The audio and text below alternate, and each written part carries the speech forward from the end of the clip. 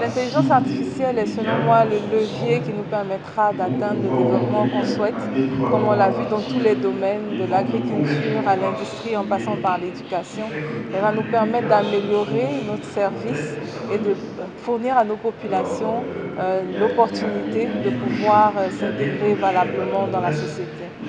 L'état des lieux montre que bien qu'une prise de conscience commence à se faire sentir, on a encore beaucoup de travail à faire, notamment dans la sensibilisation des gens, leur communiquer l'existence déjà de ces nouvelles technologies-là, de pouvoir lever toutes les peurs, tous les blocages que les gens ont à l'utilisation et à l'intégration de ces nouvelles technologies-là dans leur quotidien.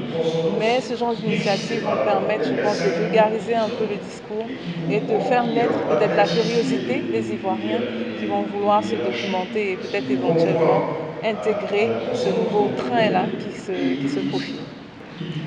L'Afrique est en retard dans tout ce qui est production d'intelligence artificielle.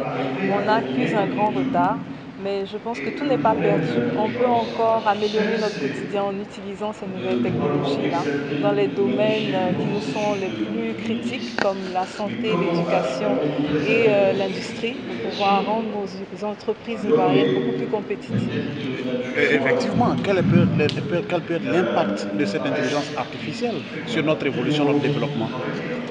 Peut être un levier qui va nous permettre d'avoir les meilleures pratiques, d'être plus efficaces, d'être plus productifs et surtout de pouvoir être compétitifs sur le marché africain et mondial. L'intelligence artificielle va faire disparaître des emplois, surtout les emplois les moins qualifiés, les emplois répétitifs ou les emplois dangereux, mais elle va créer beaucoup plus d'opportunités dans le codage, mais aussi dans tous les services annexes qu'il va falloir implémenter pour pouvoir bénéficier de cette intelligence artificielle-là. Pour les hommes, comme je dis, le risque, c'est vraiment de ne pas réussir à s'intégrer et à cohabiter avec le robot. Je pense que le robot en lui-même, en termes de technologie, ne va pas vraiment être un facteur de risque en lui-même, mais je pense qu'il faut craindre de se revoir marginalisé parce que incapable de s'intégrer dans ce monde-là de demain. Et ça passe par tout un chacun qui doit investir lui-même dans son adaptation à ce nouveau monde-là qui commence. La robotique, je pense, doit débuter avec l'éducation parce que à la fin de la journée, je pense que c'est des êtres humains qui sont amenés à faire fonctionner ces robots-là.